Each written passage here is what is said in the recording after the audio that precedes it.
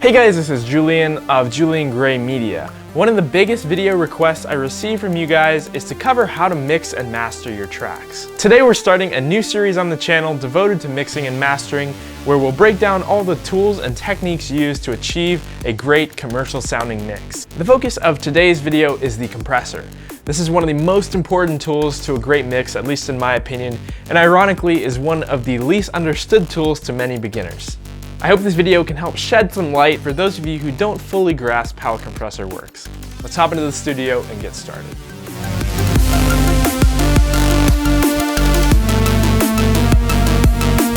Awesome guys, so now you can see we are in Ableton Live here, and I've loaded up the basic Ableton compressor onto this channel here. You don't have to be in Ableton, you can use any DAW you want, and you can use any compression tool that you want to use. But we're just going to go over the basics of what a compressor does, and then once we get down the basics, we can actually go ahead and go parameter by parameter and explain how these parameters affect what the compressor does as a whole. So a compressor is a dynamic shaping tool. There's actually a few other types of dynamic shaping tools such as limiters and maximizers, but we're going to stick to the compressor for today's video. And you actually, once you understand a compressor, limiters and maximizers are very, very simple to understand. But essentially what a compressor does and what all dynamic shaping tools do is they control the dynamics of audio that you put through them. Now what do I mean by dynamic range?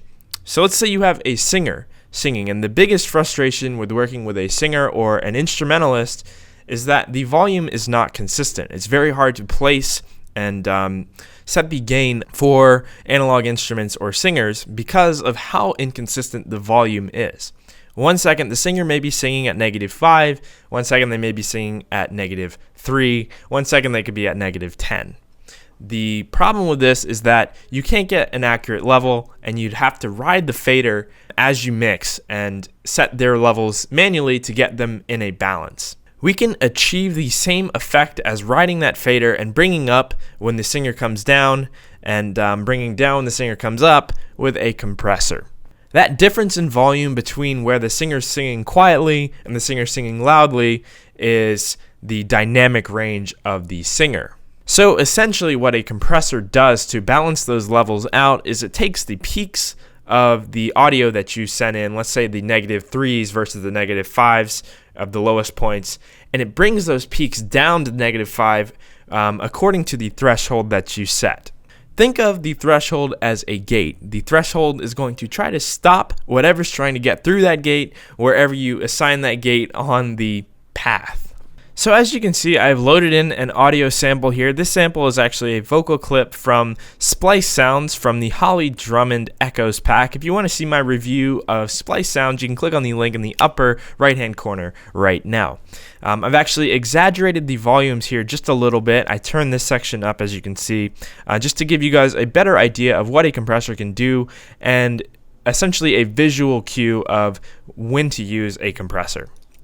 So let's actually give this thing a play so you guys can hear exactly what we're dealing with. The smell is bringing back the memory. So as you can see, if you watch the fader here, we'll actually give this another play with the session view enabled. You can see the gain difference here is quite apparent. Let's give this a play. The smell is bringing back the memory. And on average, I kind of gathered that the lower section is about at -8 or 9, and the top is at -72, so we'll round that to -1. And essentially that is the dynamic range of this clip here, the difference between that -9 and the -1 at this peak here.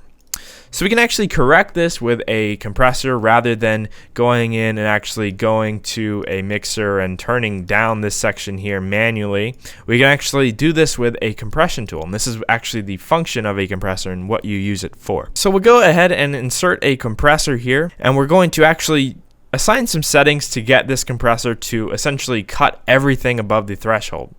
Now, as we just established, the lowest section of this volume is at -9 decibels, and the highest section is at -1. So we're actually going to set the threshold to -9.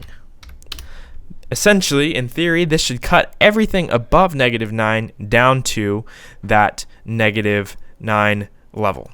So essentially what we're going to do is we're going to assign the ratio all the way up. This is essentially limiting now.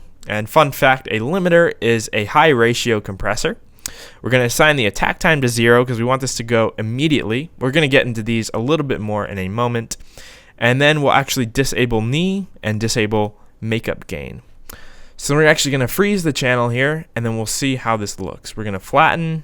And as you can see, it's limited those peaks down to -9 where that peak was. This is about the highest point right there. As you can see, that little blip right there, or maybe even some of these, is that -9. And it has cut those peaks down to that -9 level. This is a little bit intense, and this is not recommended for what we're going to do here. So we're going to do an undo flatten. We're going to do an undo freeze. When it was compressed, it flatlined. It flatlined everything, and it made the infamous sausage look, the over-compression look, if you will. So this is a little bit much. That is because of the ratio. We're limiting. We're cutting the top off completely. And once we start to dial these back, we can actually start to get a little bit softer of compression and a little bit more desirable of a sound. So you may be wondering what these numbers actually mean on this compressor here. These numbers, we'll start with 1 to 1 here, just so you guys can understand exactly what it means. So the first value is the amount of volume that comes into the compressor. The second value is the amount outputted. The second value is almost always 1, and the first value is variable, so we can assign it with this knob here. So what this means is that whenever the compressor gets 1 decibel into it, it's going to output 1 decibel. That's the amount of compression. So if it hears 1 decibel, it'll output 1 decibel. And as you can see, that's nothing. We aren't compressing at all because when it hears 1, it's outputting 1 and it's an equal level. When we start to bring this up, it's going to start to compress more and more. When we bring it to 2, for every 2 decibels it hears, it's going to output 1 decibel, which means that whenever it hears 2 decibels, it's going to output half of the volume that it heard. So essentially, it would cut half of the volume. When we start to bring this up more and more, we can get into 3, we can get into 4, and we bring it all the way to the top. It's essentially cutting whatever it hears above. It's going to cut down to that 1 decibel level. So that is the ratio. If you want a little bit more visual of an example, think of this as a valve. When it's fully open, it's letting everything through. Whenever it has a decibel, it comes through at full level. When it's at 2 to 1, maybe it'll be halfway open. So it's letting out half of the volume that it would have if it was completely open. And when it's flat, it's essentially another gate, as we established earlier. It's cutting everything and not letting anything through above that level. So as you saw, when we had a full ratio and a minimized attack time, and the decibel level was set at -9, the level actually flatlined down to that -9. One of the easier things to understand is the makeup gain level. So if we have the makeup gain or the output level set at 0, it's going to export at -9 decibels because we're cutting down to -9. Let's actually freeze this again just so you can visualize that a little bit more. So when we actually flatten this, you can see it's cutting down to -9, and because that level is at 0, it's leveling out to whatever you set the threshold to, which is -9. Now, if we set the makeup gain point on and we turn up the volume here, we can actually make up the gain that we cut. So because this is at -1 and we want this -9 to be at -1 because we want everything to be a little bit louder, we can turn this up the difference. So we're going to turn this up about 8 decibels here, and you can actually see that -9 level is going to actually come up to -1. Let's actually freeze and flatten. And as you can see, now everything is at -1. Now that's a little bit too much makeup gain. As you can see, we're flatlining and then we're clipping into the top there. We want to undo that. Want to undo that again, and maybe we'll bring this down to maybe like 2 decibel. Flatten. Oops. Flatten. Freeze and flatten, sorry. And then, as you can see, now we have everything at a little bit higher of a level. Everything over here got brought up, and these got brought down to that 9, and then boosted back up to where they were. So if you're looking at a waveform, there's highs and lows, as we've established. Now, the actual audio that moves from high to low is called a transient, and these happen over time, obviously. So what the attack and release time actually do is they assign when the compressor starts to actually cut at that transient. When you have it at 0, as soon as it hears that transient, it's going to try to bring it down. If we delay that attack just a little bit, maybe 1 millisecond, it'll actually hear that transient, and then it'll wait a moment, and then it'll start to cut. So this is a full drum, as you can hear. Let's give this a play. As you can see, it's kind of boxy. It's one big chunk of audio. But if we want the initial section of this clip to be very punchy and the later section to be quieter, to have a shorter sample, we can actually do this with the attack time here. So if we assign this to, let's say, a 2 millisecond attack time, 2, and then we assign the ratio something high, like let's say a 4:1, so we're getting a decent cut out of it. Then we can actually go ahead and freeze this channel, and you can see exactly what this does. And as you can see, the initial section here is a little bit louder. I think the makeup gain was a little bit too high because we had it set for that vocal. So I'm going to go ahead and go back twice, and then we'll actually set that makeup gain down, maybe to a negative value. And then we're actually going to freeze. And as you can see, now the kick has a little bit more of a curved shape. It looks more like a triangle, if you will. The initial section is harder thwack, and the lower section here is essentially less volume. So like the attack time, the release time of a compressor deals with time-based values. So the release time is the amount of time it takes for the compressor to turn off once it is engaged. If we turn this down to, like, let's say a 25, you can see that the waveform is going to start loud, come down, and then bring back up. Let's actually bring that threshold down a little bit here, bring the volume down to a -5 so it's more noticeable here. -5, not 5, because we don't want it to clip. And then we want to freeze, flatten. And as you can see, the latter half of this waveform is actually gradually louder than the middle here. That's because of that release time difference, because the compression is only going to work for a certain period of time, and then it is turned off. If we even bring that down a little bit more, let's say like a 15, we can actually see that even more. Let's give this a freeze. Let's give this a flatten. And as you can see, this is a little bit louder than this section here. And that is another tool you can use to affect your transients over time. So let's hop over back to this vocal example here. I've actually assigned all the same settings we had before. And we're actually going to go over the knee of the compressor here. So when you activate a compressor, essentially the transient is heard, the attack time is put into account. Let's actually set this back to 0, so it's going into effect automatically after it hears the transient. We'll set this back to 50.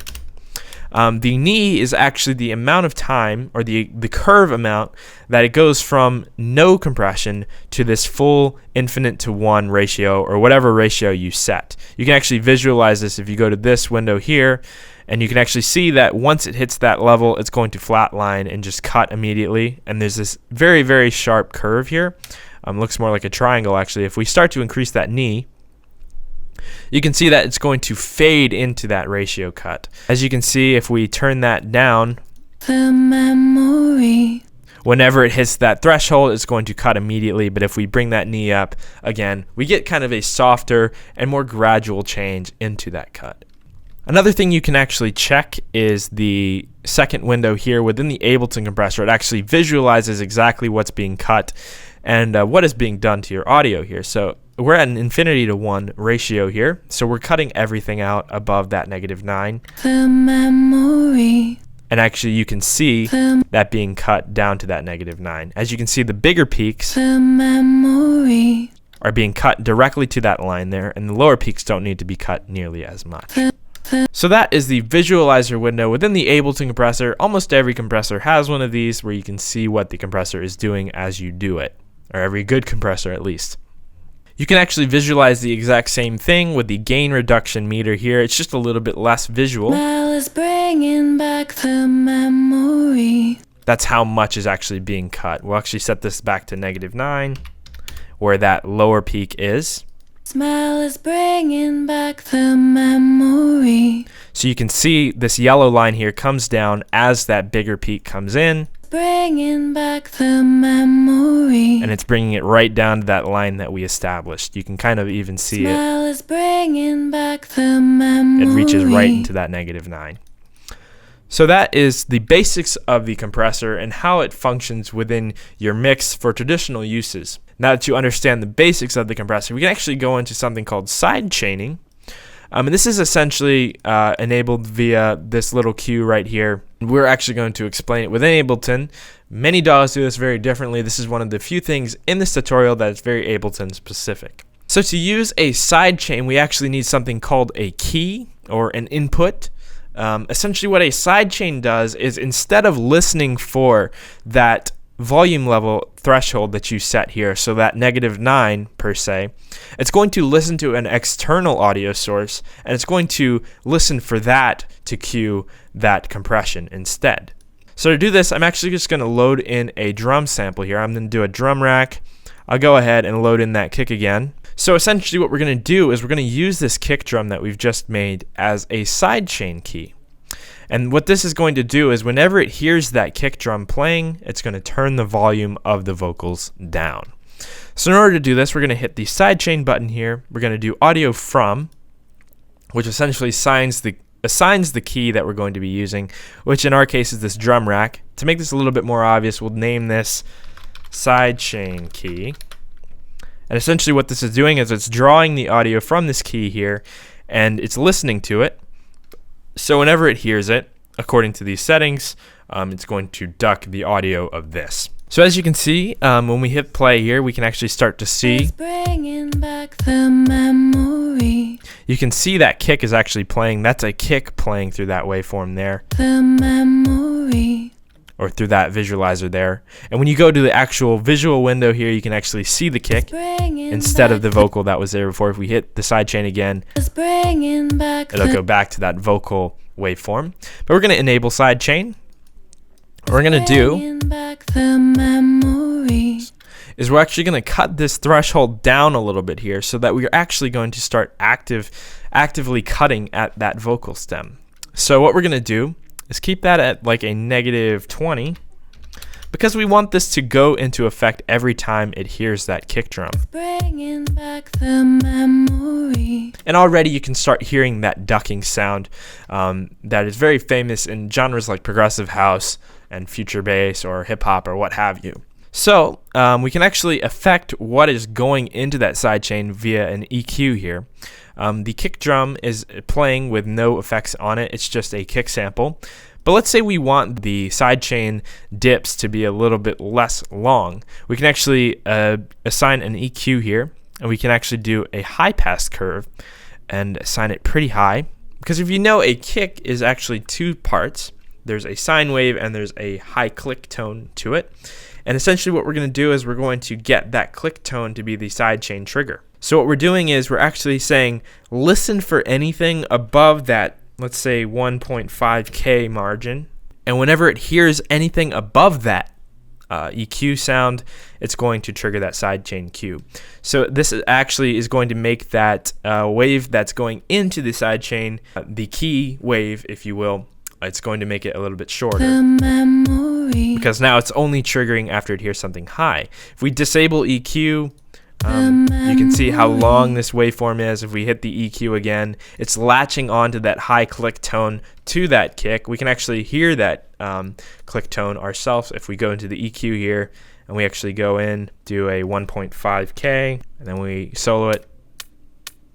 That click tone is now essentially what is cueing that sidechain. If we bring this down even more, we can actually do a complete cut whenever it hears the sidechain. This is like sidechaining to 0, if you've ever heard of that.